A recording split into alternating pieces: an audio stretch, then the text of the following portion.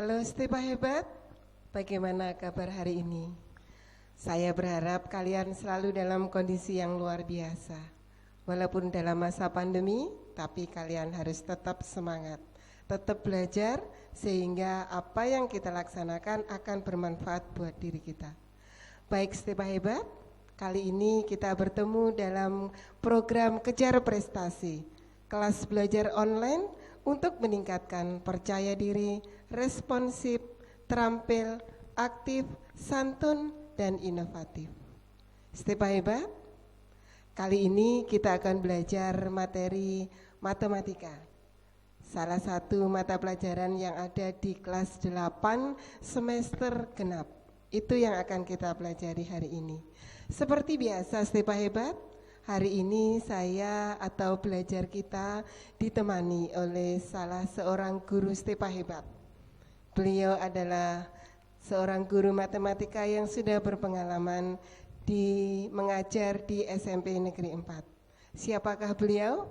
Mari kita temui beliau. Nah, itu adalah profil salah seorang guru Stepa Hebat. Selamat datang Ibu. Ya, selamat datang Bu Reni. Terima siang. kasih. Iya, bagaimana kabar hari ini Bu?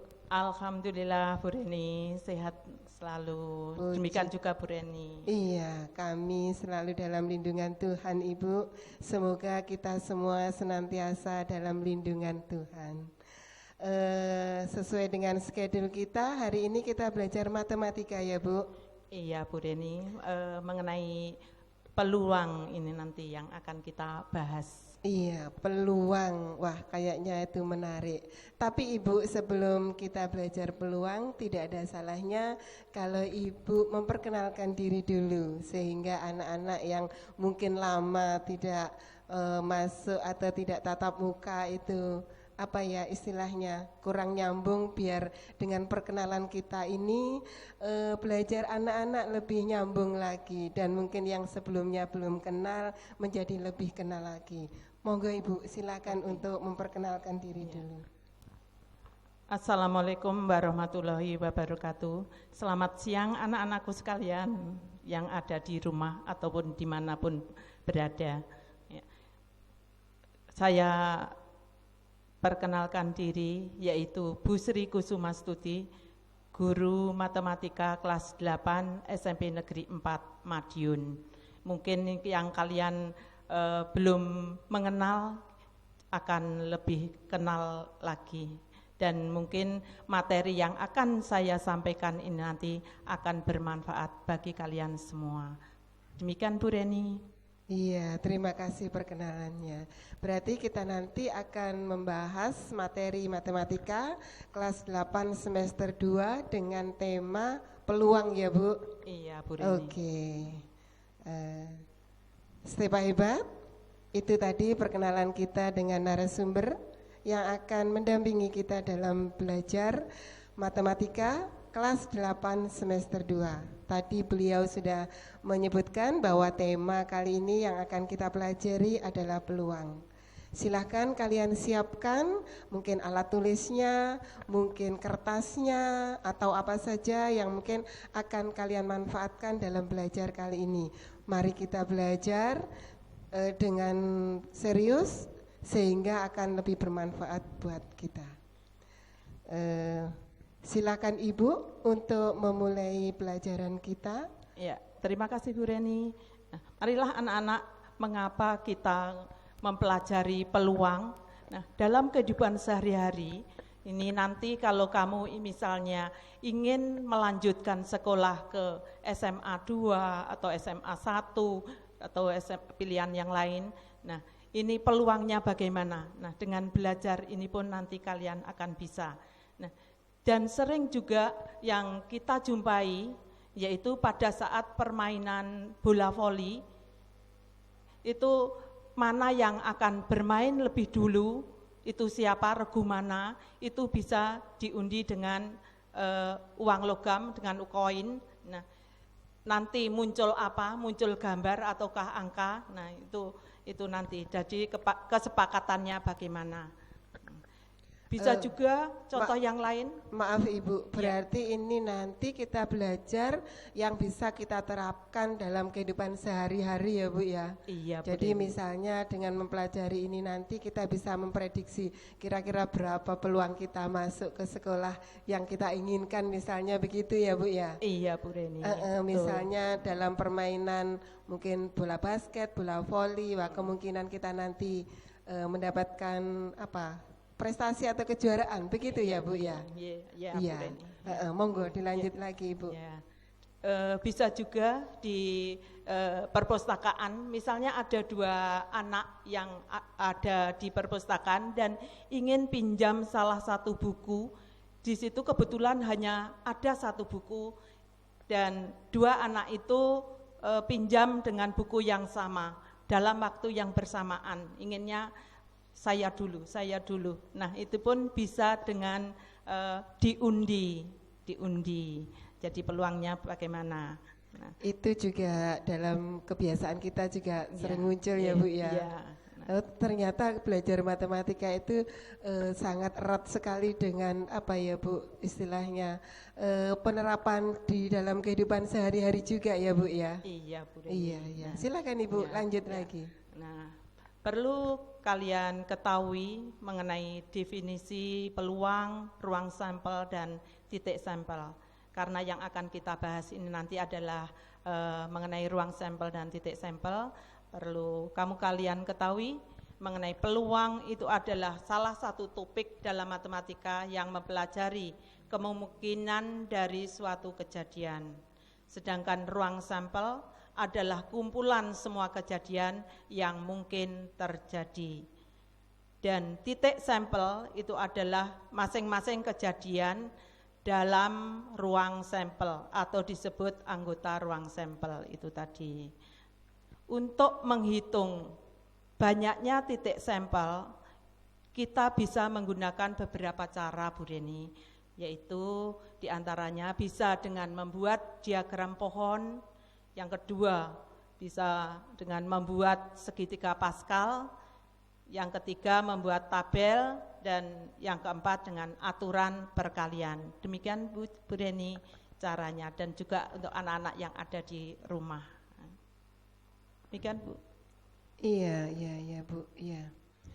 Berarti di sini antara peluang, ruang sampel dan titik sampel itu tidak bisa dipisahkan ya Bu. Iya. Saling terkait antara yang satu dengan yang lain. Begitu nggih? Iya. Iya. Monggo kita lanjut Ya, lagi kita Ibu. lanjut, ya. Ya, misalnya keping koin uang logam itu, uang logam itu ada 2 permukaan atau ada 2 sisi, yaitu sisi angka dan sisi gambar. Misalnya uang logam 500-an berarti angkanya 500, gambarnya adalah gambar burung Garuda itu. Nah, apabila dilemparkan 1 kali perlemparan, maka kejadiannya akan muncul angka atau muncul gambar. Jadi pasti salah satu di antaranya itu. Bagaimana jika yang dilemparkan 2 koin atau lebih? Nah, ini yang akan kita bahas lagi. Ya. Untuk menentukan banyaknya kejadian atau banyak anggota ruang sampel yang mungkin terjadi, kita bisa menggunakan rumus. Ya, menggunakan rumus. Bisa kalian catat anak-anak yang ada di rumah, silakan dicatat rumusnya. Ya, yaitu NS, banyaknya anggota himpunan S, sama dengan 2 pangkat N. 2 pangkat N, N-nya di sini menyatakan jumlahnya koin yang dilemparkan. Jumlahnya. Jadi kalau misalnya ada 2 logam, 2 koin yang dilemparkan, maka banyaknya kejadian atau banyaknya titik sampel yaitu 2 pangkat N. Jadi 2 pangkat 2 sama dengan 4. Jadi ada 4 kemungkinan kejadiannya itu. Itu kalau 2 koin. Nah, kalian bisa yang lain. bisa 3 koin, 5 koin dan sebagainya. Itu kalau dilempar bersamaan. Gitu ya. Berikutnya untuk mengetahui banyaknya titik sampel pada koin itu tadi bisa dengan menggunakan diagram pohon, bisa dengan tabel. Ya, kalau misalnya diagram pohon seperti itu, jadi 2 koin yang dilemparkan bersamaan, gambar ruang sampelnya itu koin pertama kan ada angka gambar. Sedangkan koin kedua, angka dari koin pertama tadi dihubungkan dengan koin kedua yang muncul angka dan gambar, ada angka dan gambar. Dan juga dari koin 1 yang gambar dihubungkan dengan koin 2 yang ada angka gambar. Seperti itu panahnya. Mungkin kalian bisa melihat ya pada tampilannya ini. Jadi A itu angka, G-nya gambar. Di koin 2 ada A dan G, itu angka dan gambar. Nah, ruang sampelnya berarti AA, AG, GA, GG. Jadi 4 titik sampelnya itu tadi itu. AA itu berarti angka-angka. Jadi 2 koin yang dilemparkan tadi muncul angka-angka. Jadi semuanya angka. Jadi AA. Terus muncul kemungkinan yang kedua yaitu angka dan gambar. Jadi 1 angka, satunya gambar. Dari berikutnya juga muncul gambar angka. Jadi ini angka gambar, angkanya dari koin 1, gambarnya dari koin 2. Kalau GA berarti gambar dari koin 1, A-nya dari koin 2, angkanya dari koin 2. Terus mungkin juga yang keempat yaitu GG, G itu gambar-gambar. Jadi muncul gambar-gambar. Jadi ruang sampelnya adalah AA, AG, GA, GG. Masing-masing ini disebut titik sampel. Itu kalau dengan diagram pohon. Kemudian kalau dengan menggunakan tabel, jadi yang kiri itu mata uang pertama A dan G, terus yang atas itu mata uang kedua A dan G, terdiri A dan G, angka dan gambar. Kemudian kalau dilempar AA, jadi itu titik sampel pertama AA, titik sampel kedua AG, berikutnya titik sampel ketiga GA dan GG itu. Jadi sama saja. Jadi sama-sama 4. Demikian juga kalau menggunakan rumus tadi. Dengan menggunakan rumus titik sampelnya adalah 2 pangkat N. 2 pangkat 2 sama dengan 4. Banyaknya titik sampel yang menunjukkan keduanya gambar itu ada 1. Berarti itu tadi tergantung kepada banyaknya koin yang dilempar Ya. dan berapa kali koin itu dilempar. Nanti begitu ya. Jadi kalau misalnya nanti koinnya 3, berarti itu nanti peluangnya juga lebih banyak lagi, begitu Bu? Iya Bu, tapi pelemparannya harus bersamaan. Sekali pelemparan saja, ya. Tapi 3 uang logam tadi dilempar bersama-sama. Oh begitu. Nah, itu ya. Rumus tadi kalau kita lebih simpelnya sebenarnya pakai rumus, tapi sebagai pembuktian tadi kita bisa menggunakan tabel atau apa tadi Bu? Diagram pohon. Diagram pohon karena bercabang-cabang seperti pohon begitu ya Bu. Iya. Monggo dilanjut lagi Bu. Nah, contoh berikutnya kalau yang dilemparkan itu koinnya ada 4. Jadi 4 koin dilemparkan bersama-sama. Nah, ini kalau dibuat tabel itu agak kesulitan. Ini lebih mudah kalau dibuat diagram pohon kalau sampai 4. Ya, ini. Jadi pelemparan pertama ini ini ya AG. Ini koin, maksudnya koin pertama AG angka gambar, pelemparan kedua itu angka gambar, ketiga seperti itu ya sampai 4. Nah, ini kalau dengan rumus banyaknya titik sampel dengan rumus berarti kan 2 pangkat N. Jadi 2 pangkat 4. Koinnya ada 4 berarti 2 pangkat 4. Jadi 2 kali 2 kali 2 kali 2, bukan 2 kali 4. Jadi ini 2 pangkat 4 sama dengan 16.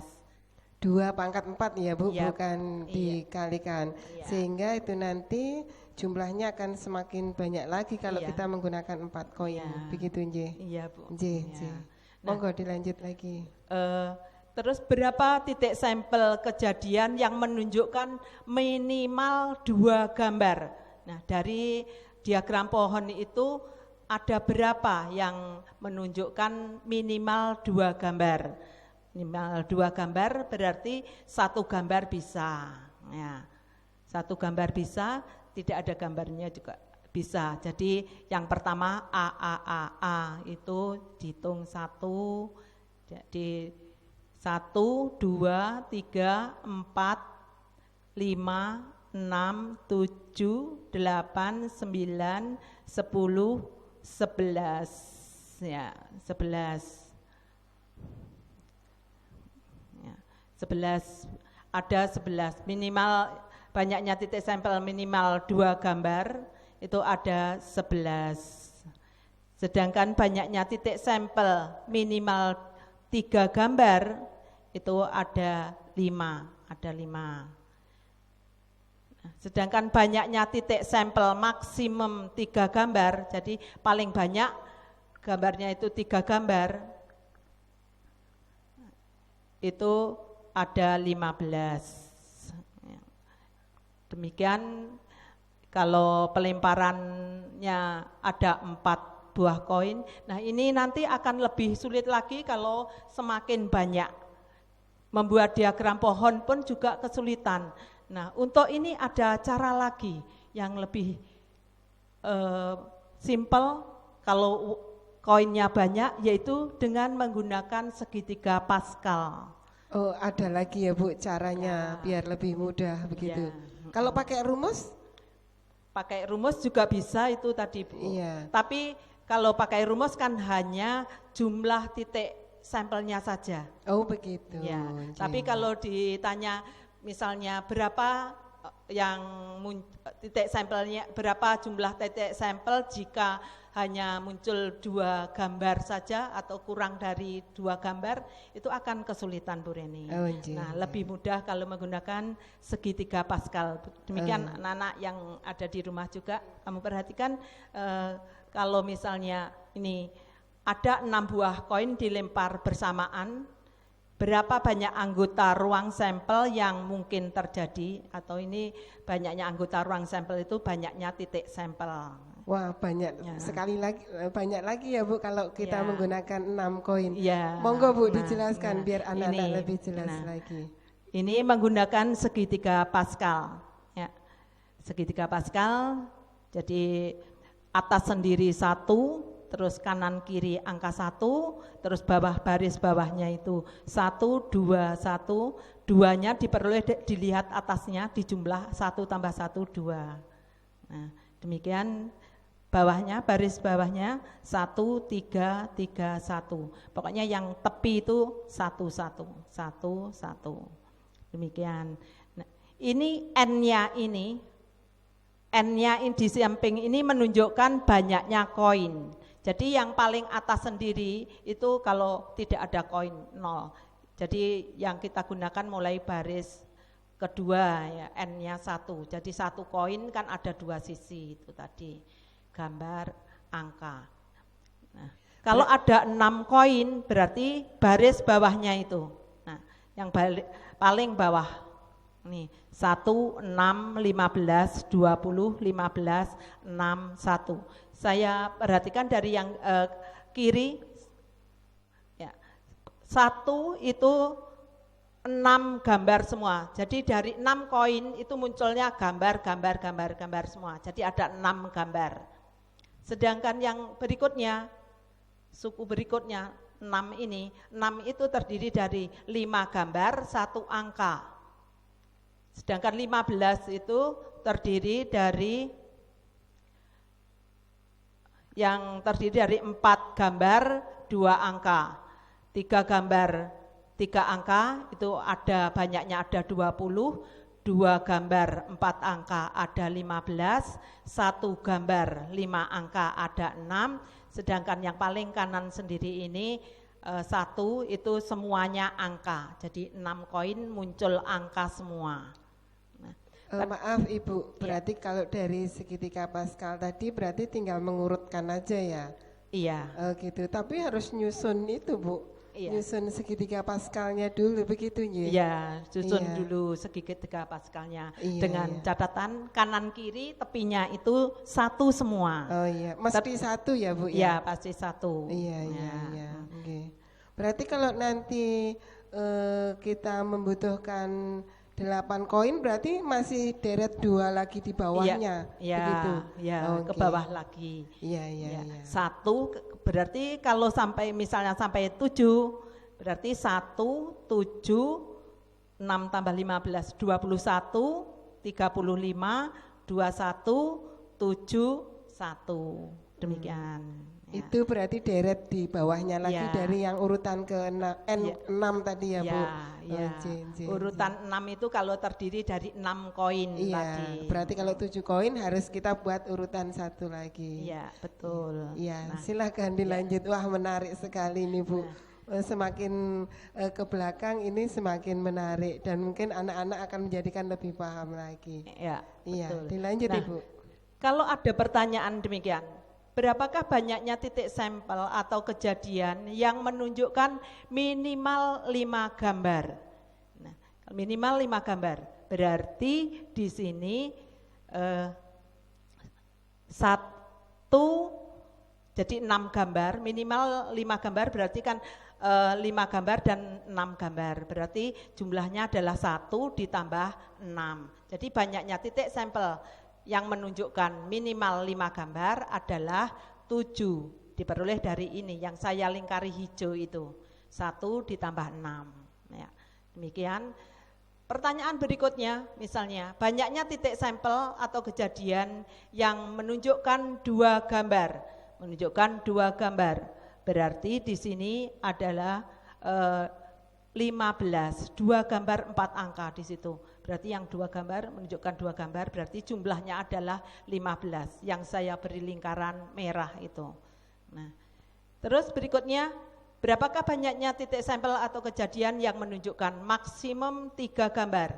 Maksimum 3 gambar.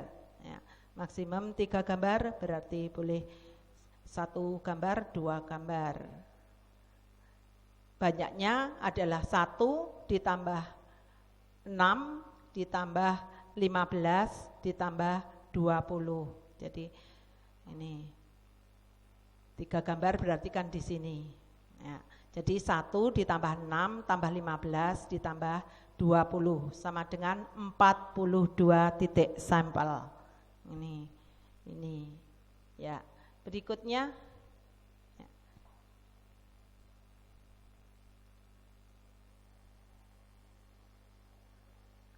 Ya.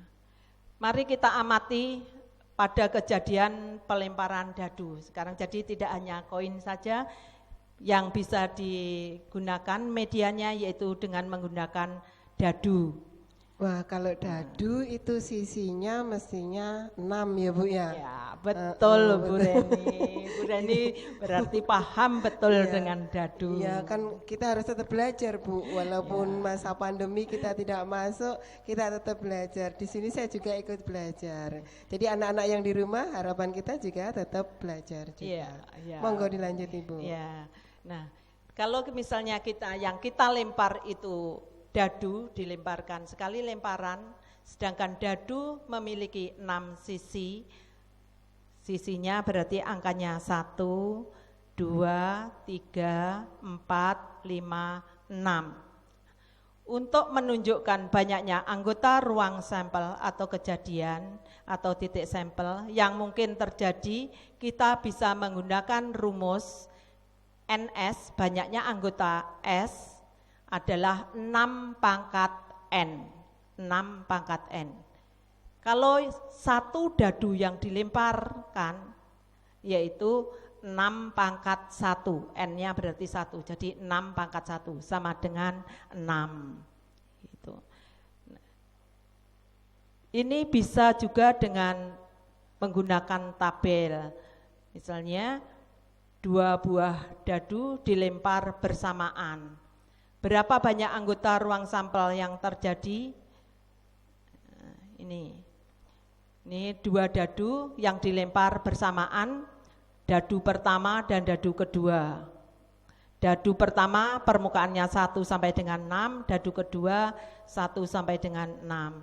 Nah, ini semuanya merupakan titik sampelnya. Kalau menggunakan rumus tadi, berarti banyaknya anggota ruang sampel atau banyaknya titik sampel, NS itu sama dengan 6 pangkat N. N-nya berarti 2, jadi dadunya ada 2, berarti N-nya 2.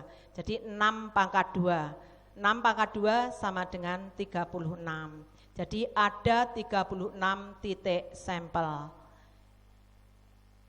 Kejadian titik sampel yang menunjukkan salah satu angka bernilai 6. Jadi berapakah kejadian yang menunjukkan salah satu angka bernilai 6? Nah, banyaknya bisa kita lihat di sini ya. Nih yang salah satu angka bernilai 6 berarti 1,6, 2,6, 3,6, 4,6, 5,6, 6,6, 5,6, ya, 6,4, 6,3, 6,6, 6,1. Ini ada 11 titik sampel. Jadi banyaknya kejadian atau banyaknya titik sampel yang menunjukkan salah satu angka bernilai 6, ada 11 titik sampel. Jadi yang tepi ini. Nah, demikian. Nah, berikutnya ada pertanyaan lagi. Berapa banyaknya kejadian atau titik sampel yang menunjukkan jumlah angka kurang dari 5. Jumlah angka kurang dari 5. 1,1 itu kan kalau dijumlah 2. 1,1 itu dadu pertama sisinya 1, dadu kedua sisinya 1. Kalau dijumlah kan 2. Nah, sekarang yang kurang dari 5 berarti 1,1, 1,2, 1,3, 1,4. Kalau 1,5 ini 1,5 dijumlah 6. Berarti ini tidak memenuhi. Demikian juga yang ini tadi 1,4. 1,4 itu kan 5. Yang diminta kurang dari 5. Berarti di sini sampai 1,3. Jadi 1,1, 1,2, 1,3. Baris bawahnya 2,1, 2,2, 3,1. Ini ya. Jadi ini. Jadi ada 1, 2, 3, 4, 5, 6. Ada 6 titik sampel. Kalau dijumlahkan kurang dari 5.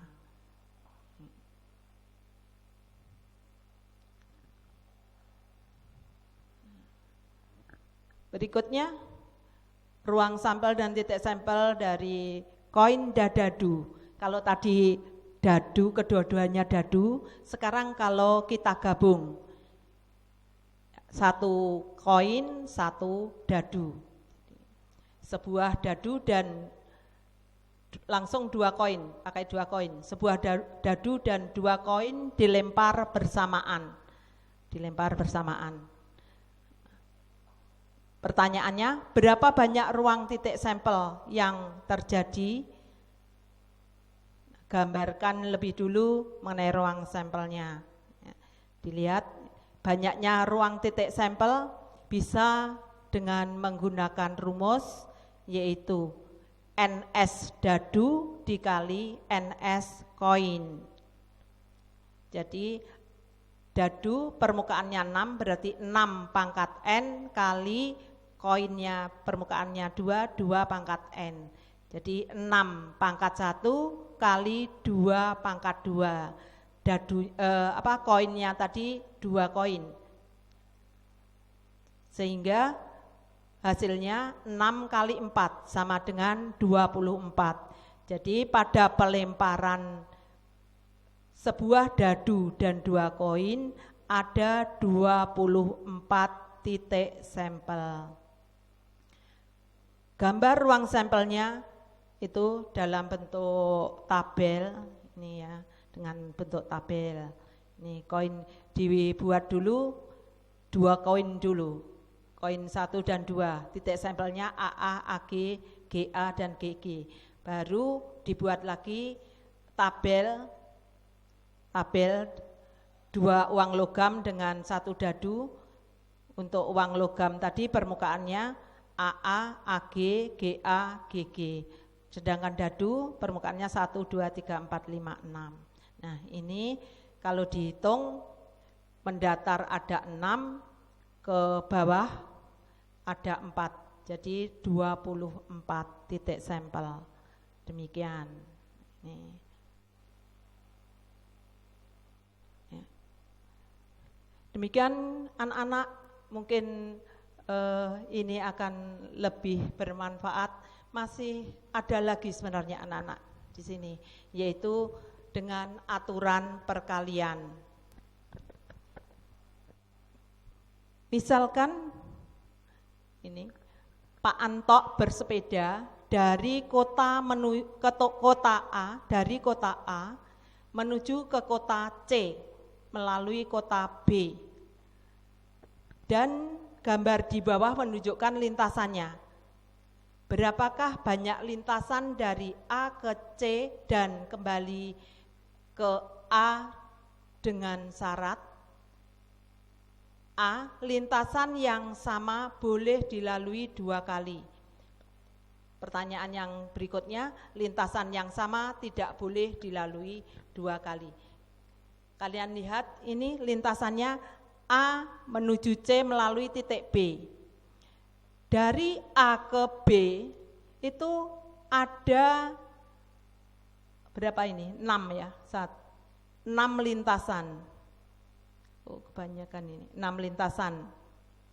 1, 2, 3, 4, 5, 6 lintasan. Sedangkan dari B ke C ada 3 lintasan. Sehingga nanti 6 lintasan ini maksudnya A ke B melalui misalnya melalui jalan Abdul Rahman Saleh, terus yang ini yang kedua melalui jalan Sulawesi, jalan yang lain. Nah, ini ada 6 lintasan. Ini nah, lintasan yang sama yang boleh dilalui 2 kali. Jawaban pertanyaan yang A ke B ada 6 lintasan. Ini seharusnya keliru ya. Nah, ini ada 6 lintasan, sedangkan B ke C ada 3, C ke B ada 3, kemudian B ke A ada 6, sehingga ini 6 kali 3 kali 3. Coba nanti kalian hitung anak-anak ya, yang ada di rumah, dihitung 6 kali 3 kali 3 kali 6. Ini lintasannya boleh dilalui 2 kali.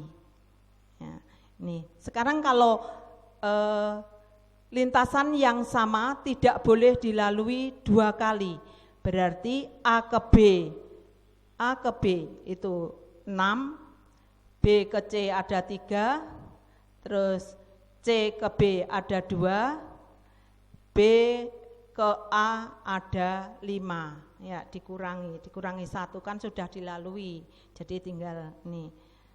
Nah, sehingga jawaban yang B itu 6 kali 3 kali 2 kali 5. Ya, ini juga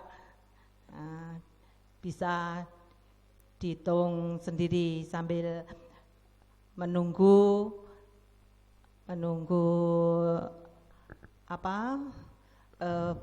buka yang masih nanti. Ngabuburit. Ngabuburit. Nyicil ngabuburit ya Bu ya. Ya. Ya sambil belajar gitu ya Bu. Iya, iya. Monggo Itu Bu dilanjut Reni. lagi. Iya. Iya. Itu contoh yang berikutnya, yaitu misalnya berapa banyak cara untuk menyusun angka dari 1, 2, 3, 4, 5, 6, 7, 8 untuk membuat plat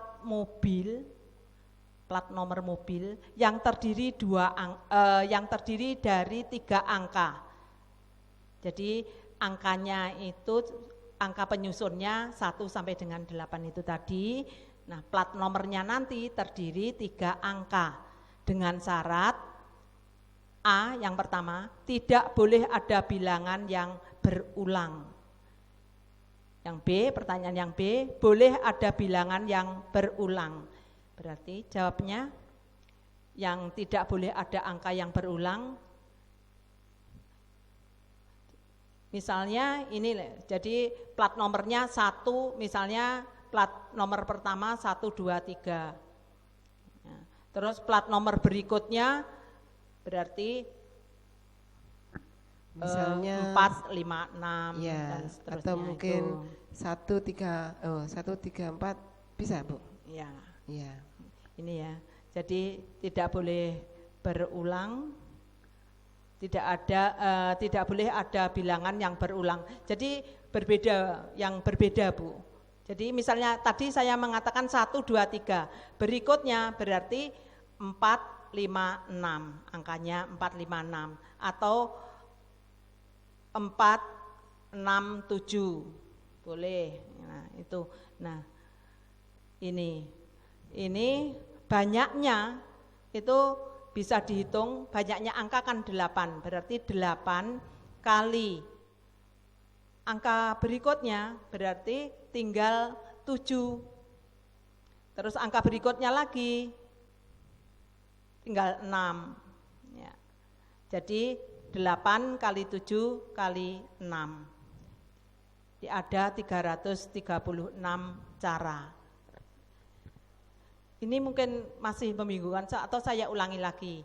Jadi angka penyusunnya terdiri dari 8 angka. 1, 2, 3, 4, 5, 6, 7, 8. Sedangkan nomor plat mobil itu terdiri 3 angka dan tidak boleh ada bilangan yang berulang. Jadi misalnya 3 angka itu, angka pertama itu kita ambil angka 1. Terus angka yang kedua itu angka 1 kan sudah diambil, berarti kan tinggal 2, 3, 4 dan seterusnya sampai 8 ini tadi, berarti ada 7. Terus berikutnya angka yang ketiga, karena 1 dan 2 sudah terambil, berarti tinggal ada 6 angka. Itu menghitungnya, jadi 8 kali 7 kali 6, ada 336 cara. Yang B, boleh ada bilangan yang terulang. Ini mudah kalau yang terulang, jadi banyaknya angka berapa? 8, berarti ya 8 kali 8 kali 8. Jadi ada 512 cara. Nih. Coba kalau dari soal itu, kalau misalnya plat mobilnya terdiri dari 4 angka. Kalau misalnya tidak boleh ada bilangan yang terulang, berarti 8 kali 7 kali 6 kali 5. Itu banyaknya cara. Tinggal mengalihkan saja ya Bu ya? Tinggal mengalihkan. Berarti kalau 5 angka berarti 8 kali 7 kali 6 kali 5 kali 4 begitu? Iya betul Bu Reni, pinter. pinter Bu Reni. Iya, terima kasih pujiannya Bu. Mudah-mudahan anak-anakku sekalian yang ada di rumah juga bertambah ilmunya dengan Iya, mendengarkan amin. ini. Berarti untuk yang boleh berulang berarti 8 kali 8 kali 8 5 kali kalau Iya. kita pakai 5 angka Iya, begitu. Iya, betul. Iya. Itu Bu Reni. Iya. Silakan dilanjut Ibu. Iya. Nah, contoh berikutnya yaitu dalam suatu ruangan terdiri dari 4 orang perempuan dan 3 orang laki-laki. Mereka akan duduk secara berdampingan, jadi selang-seling. Berapa banyak cara mereka duduk? Nah, ini harus kita konsep dulu. Yang banyak kan perempuannya ada 4, laki-lakinya ada 3. Berarti di sini perempuannya dulu P, terus L, P, L, P, L, P. P-nya ada 4 toh ini. Nah, terus L-nya ada 3. Ini jadi dikalikan 4 kali 3, terus karena ini tadi P-nya sudah duduk di sini, berarti tinggal 3. Laki-lakinya tinggal 2, jadi 4 kali 3 kali 3 kali 2 kali 2 kali 1 kali 1 ini. Jadi ada 144 cara untuk susunan duduknya secara berdampingan ini tadi. Kalau terdiri dari 4 orang perempuan dan 3 orang laki-laki. Demikian Bu Reni. Ini itu. Iya, berarti dari apa yang kita pelajari mengenai peluang tadi, sebenarnya itu sering kita gunakan dalam kehidupan sehari-hari. Sebenarnya kita tidak asing dengan kegiatan itu ya Bu, cuman mungkin kita untuk kalau kita di sini belajar matematik, kita tuangkan dalam bentuk rumus dan sebagainya, begitu ya Bu? Iya Bu Reni. Iya, Ya. aduh, Ya. luar biasa sekali belajar kita kali ini Bu. Ya. Semoga apa yang kita pelajari tadi, anak-anak yang ada di rumah bisa memanfaatkan dengan sebaik-baiknya. Seandainya anak-anak ingin bertanya lewat grup kelas, boleh ya Bu ya? Boleh. Oh iya, silakan. jadi itu anak-anak kalau memang ada sesuatu yang ingin ditanyakan bisa lewat WA juga bisa, atau memanfaatkan grup kelas yang sudah terbentuk begitu ya Bu? Iya Bu Reni. Iya, ada lagi yang mau disampaikan Ibu? Ya, itu untuk materi saya kira cukup, dan perlu anak-anak ketahui kalian semua harus tetap semangat walaupun kita dalam keadaan sulit, apalagi jarang untuk bertatap muka ya. Nah, sesulit apapun kalau kita berusaha itu kita pasti bisa. Ya. Dan Allah Subhanahu wa taala memberi masalah juga pasti memberi penyelesaiannya. Ini demikian saya kira. Jadi memberi masalah pasti juga memberi penyelesaiannya. Iya. Luar biasa sekali pesannya untuk anak-anak. Jadi kalau saya bisa mengambil intisarinya, anak-anak walaupun di sini dalam kondisi pandemi kita tidak boleh tatap muka, tapi harus tetap belajar. Dalam arti ini seandainya ada kesulitan, jangan takut untuk mencari informasi bagaimana biar bisa memecahkan masalah, atau mungkin bisa bertanya kepada gurunya ya Bu. Tentu saja karena kita tidak bisa tatap muka langsung, maka kita bisa memanfaatkan media informasi yang bisa kita gunakan. Jadi mungkin bisa WA, mungkin bisa memanfaatkan grup kelasnya dan sebagainya. Asal kita tetap berusaha, pasti ada jalan. Itu intinya ya Bu. Iya Bu Reni. Iya. Semoga anak-anak yang ada di rumah nanti juga akan mengikuti apa yang penjenengan anjurkan tadi. Iya Ibu Kusuma. Kalau tadi penjenengan sudah ngendiko kalau belajar kita mungkin sampai di sini, Tidak lupa saya mengucapkan terima kasih karena hari ini panjenengan sudah berkenan membimbing atau mendampingi kita untuk belajar matematika kelas 8 semester genap dengan tema peluang. Semoga apa yang kita pelajari tadi bermanfaat buat kita. Begitu ya, Bu? Iya, Bu. Iya.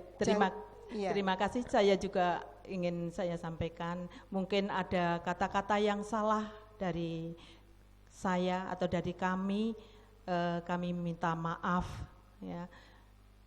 Sama-sama Ibu. Ya, Tapi nanti jangan kapok loh Bu kalau kita minta untuk mendampingi belajar anak-anak lagi. Insya Allah pasti ya. Dengan Amin. sukarela, dengan senang hati. Iya. Kita kalau dengan senang hati, apa-apa itu akan terasa ringan dan bahagia. Apalagi saya Bu Reni, kalau misalnya ada anak-anak anak didik saya yang bisa, dari yang tidak bisa menjadi bisa, dari yang tidak mengerti menjadi mengerti, saya akan bahagia melihatnya atau mendengarnya. Iya, luar biasa sekali. Berarti proses belajar kita berhasil ya Bu ya. Iya, yang namanya seorang guru kalau melihat anaknya berhasil ikut seneng juga.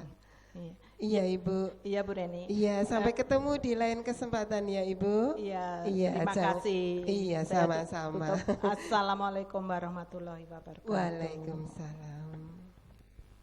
Step hebat. Itu tadi belajar kita dengan Ibu Sri Kusumastuti SPD.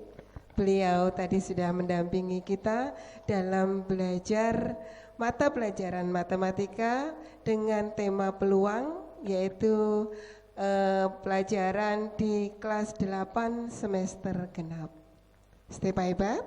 Tadi seperti apa yang dikatakan oleh narasumber kita, selama kita ada kemauan maka pasti ada jalan. Jadi kalau ada sesuatu yang kita tidak bisa, berusahalah untuk bisa mencari jalan pemecahannya. Jangan malas untuk mencari jalan pemecahan. Entah itu lewat googling, entah itu lewat mediasi atau bertanya dengan menggunakan alat komunikasi yang ada, misalnya WA atau memanfaatkan grup belajar kita. Nah, dengan harapan kalau kamu nanti sudah mau berusaha, saya yakin, kita yakin bahwa jalan pemecahan itu pasti ada. Tetapi kalau kamu malas, tentu saja, tentu kamu bisa mengerti sendiri apa yang akan terjadi, kamu akan kesulitan sekali. Jadi jangan takut untuk bertanya. Step hebat dalam pertemuan kita di program Kejar Prestasi, yaitu kelas belajar online untuk menciptakan percaya diri, responsif, terampil, aktif, santun, dan inovatif. Kita cukupi sampai di sini. Kita bertemu lagi dalam kesempatan yang lain, tentu saja dalam materi dan tema yang lain lagi. Jangan lupa step hebat, tetap belajar dan tetap berusaha. Aktivitas kalian harus tetap kalian kerjakan walaupun kita tidak bisa belajar secara tatap muka. Walaupun kita dalam kondisi pandemi, maka belajar kalian harus tetap aktif. Step hebat, kita akhiri sampai di sini. Oke, see you next time.